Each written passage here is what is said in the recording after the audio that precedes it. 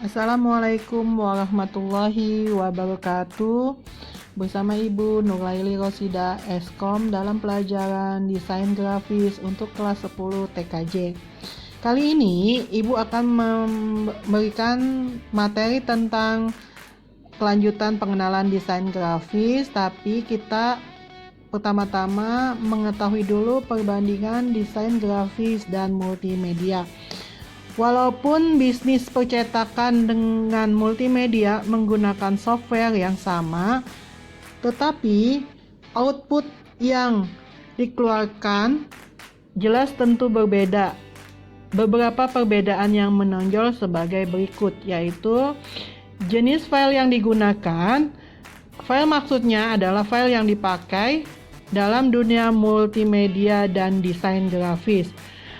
Tentu berbeda. Pada desain grafis percetakan, jenis file umumnya menggunakan software desain grafis, di antaranya PageMaker, CorelDRAW, Illustrator, Freehand, Photoshop, dan Adobe Design. File output yang digunakan oleh software di atas pun berbeda dengan multimedia. Seperti Corel menggunakan ekstensi CDR dan Photoshop, PSD, IPS, masih banyak lagi ekstensi yang lainnya. Seperti yang terlihat ini. Selanjutnya adalah dasar palet warna. Kalau desain grafis cetak yaitu CMYK, cyan, magenta, yellow, dan black. RGB, red, green, blue. Jika hubungan dengan dunia digital, maka hanya berbeda alat, yaitu palet warna atau alat warna. Multimedia dan desain grafis percetakan mempunyai palet yang berbeda untuk multimedia, yaitu red, green, blue, dan desain grafis percetakannya cyan, magenta, yellow, and black. Warna RGB adalah model warna aditif yang bertujuan sebagai penginderaan dan presentasi gambar dalam tampilan visual pada peralatan elektronik seperti komputer, televisi, dan fotografi. Warna RGB difungsikan untuk tampilan di monitor komputer karena warna latar belakang komputer adalah hitam. Jadi R atau red, merah, green atau hijau, dan blue atau biru sebagai warna dasar difungsikan untuk berbagi intensitas cahaya untuk mencerahkan warna latar belakang yang gelap atau hitam. Warna red, green, dan blue biasanya lebih terang dan jelas. Biasanya menghasilkan besar kapasitas file yang lebih kecil. Warna red, green, and blue sangat cocok untuk presentasi visual dalam tampilan monitor seperti desain halaman web atau situs. Sedangkan cyan, magenta, yellow, dan black adalah warna yang dikenal dalam proses printing dan percetakan. Selanjutnya adalah ukuran file yang dihasilkan. Ukuran file desain grafis cenderung berukuran besar karena menyimpan settingan yang belum dikonversikan pada tipe file yang lain. Sedangkan untuk multimedia kemungkinan lebih kecil karena file sudah menjadi file yang sudah seperti bentuk video atau gambar. Tapi ketika dibandingkan dengan multimedia, bidang video editing bisa menyamai ukuran file pada desain grafis yang berukuran besar. Selanjutnya, media yang digunakan. Media yang digunakan pada kedua bidang ini berbeda. Multimedia dibuat pada layar karena pada media elektronik seperti monitor, handphone, LCD, dan lain-lain. Berbeda dengan desain grafis, itu menggunakan media kertas, karton, dan kain dan lain-lainnya. Selanjutnya adalah dimensi media. Ukuran bidang pada desain grafis bisa dikatakan bebas karena bisa sesuai permintaan, karena terdapat alat cetak yang beragam dengan ketentuan yang beragam juga, yang didesain sesuai kebutuhan. Berbeda dengan multimedia, itu mengikuti bidang yang telah ditetapkan dalam dunia elektronik, seperti resolusi layar. Pada handphone, monitor bisa 4:3 dan 9:16. Selanjutnya, minimal resolusi gambar yang digunakan.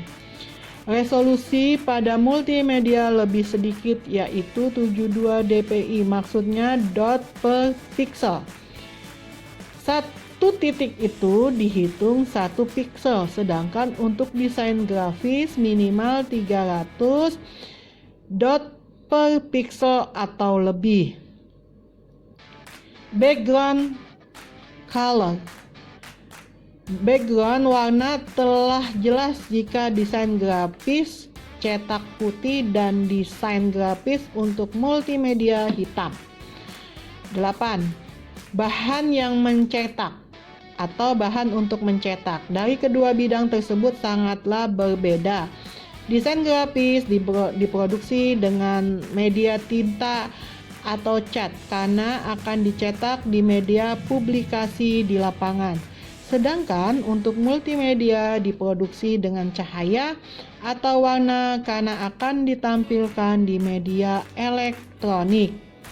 Selanjutnya, ada beberapa tingkatan pengguna teknologi informasi dalam penerapan dan perancangan desain grafis, yaitu 1.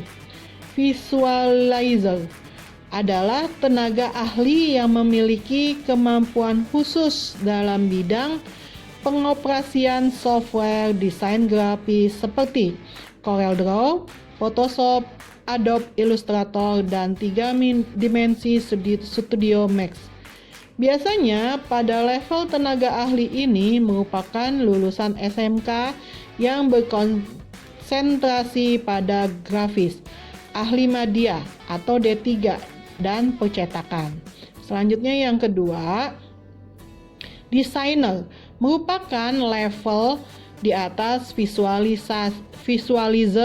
Selain memiliki tingkat kemampuan yang memadai dalam penggunaan aplikasi grafis, desainer dapat merancang atau merencanakan jenis desain sesuai dengan kebutuhan pasar.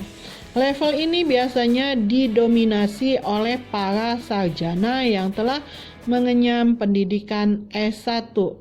Selanjutnya adalah konseptor. Merupakan tingkatan seniman yang selain ahli di bidang penggunaan software dan perancangan juga memiliki pola pikir yang lebih jauh dengan memperhatikan berbagai faktor seperti tujuan desain, budaya masyarakat, trending set, agama, dan politik. Biasanya para konseptor didominasi oleh para pemikir yang telah merasakan pendidikan di tingkat pasca sarjana seperti S2 atau S3.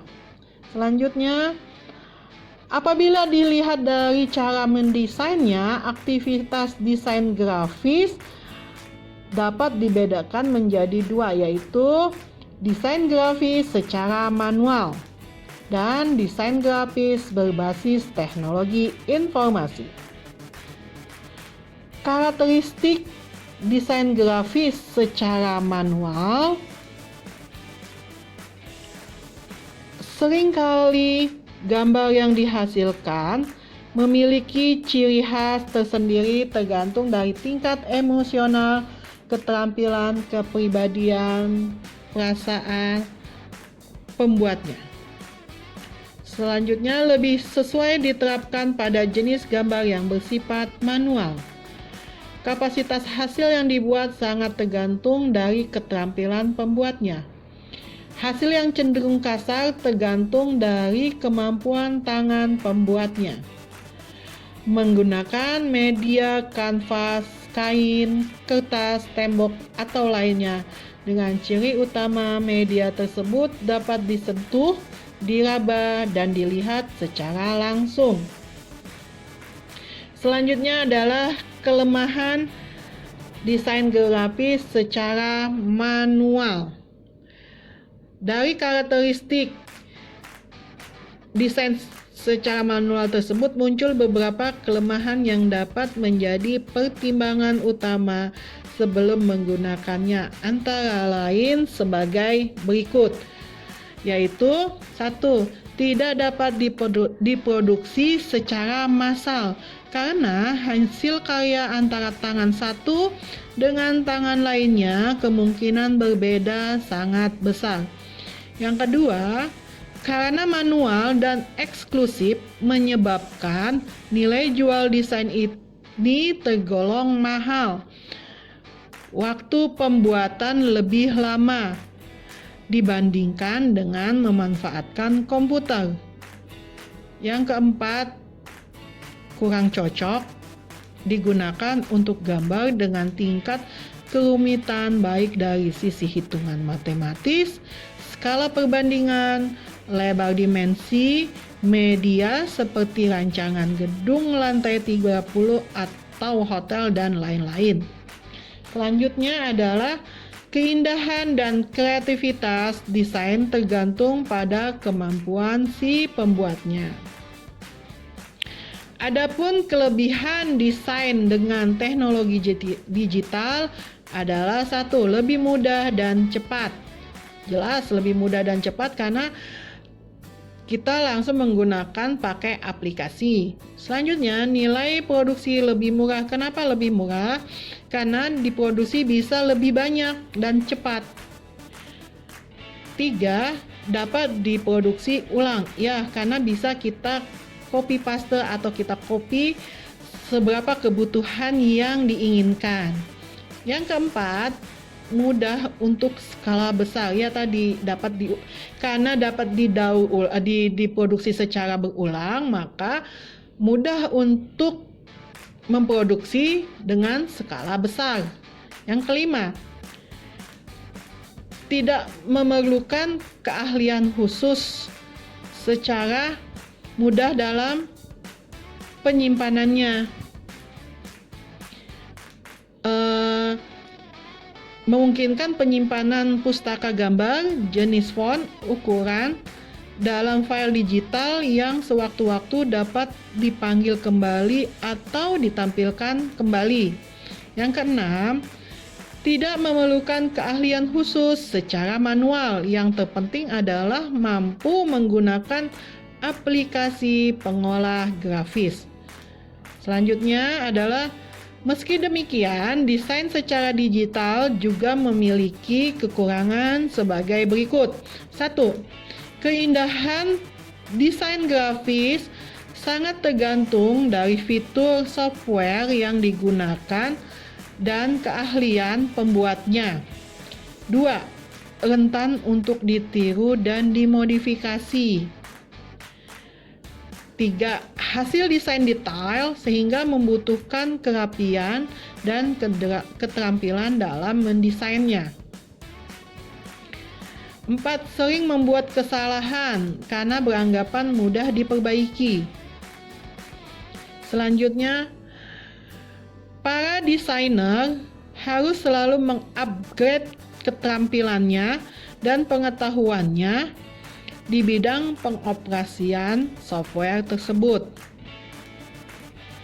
Konsep menghasilkan ide baru dalam desain grafis itu dapat dilakukan dari perpaduan antara ide atau gagasan yang terlintas dalam bentuk pikiran yang kemudian divisualisasikan dalam sebuah pandangan mata dalam bentuk karya desain melalui olah keterampilan tangan yang diatur sepenuhnya pada otak kita.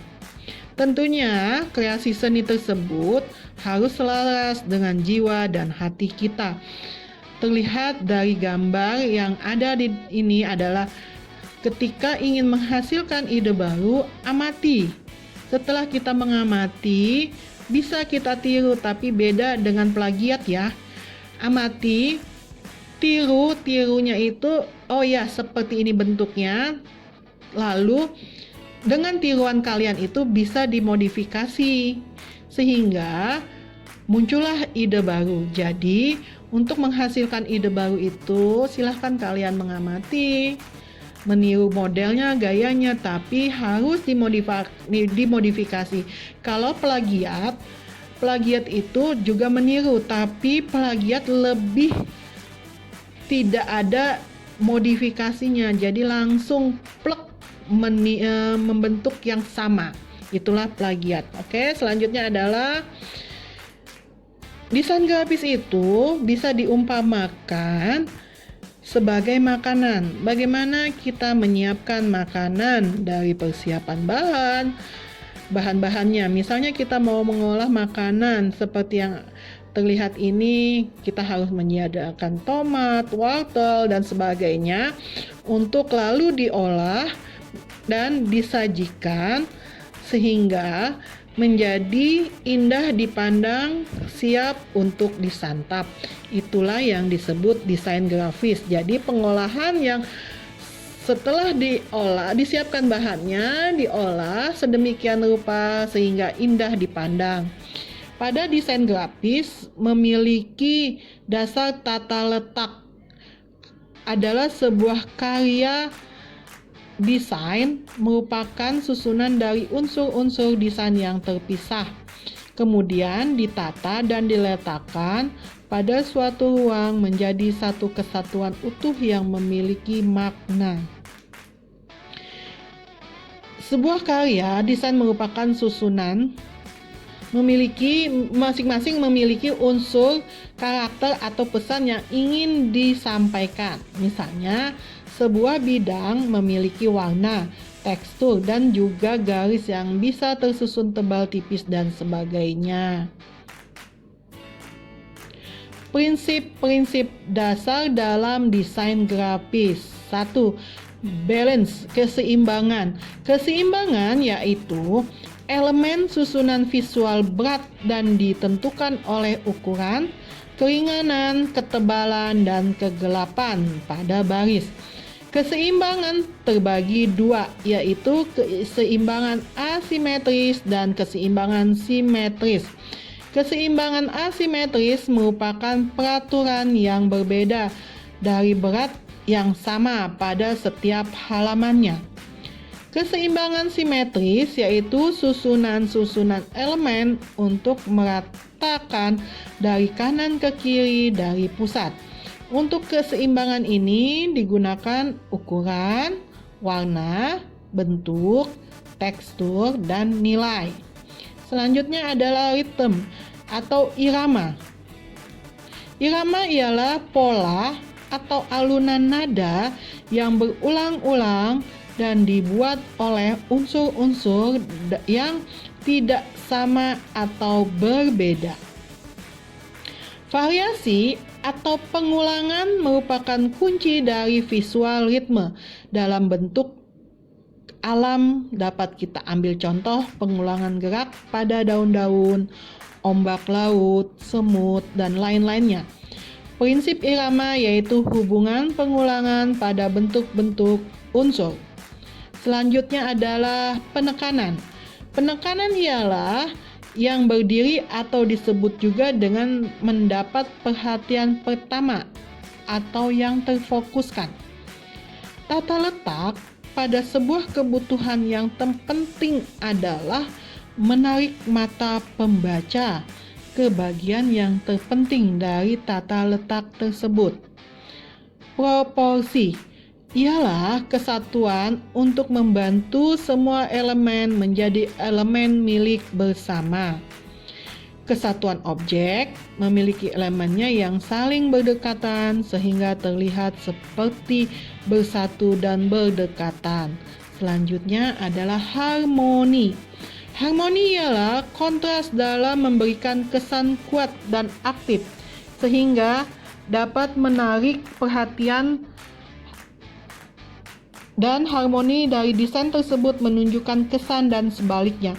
Harmoni ini berfungsi untuk faktor pengaman agar publikasi dan hiruk-pikuk atau ramai.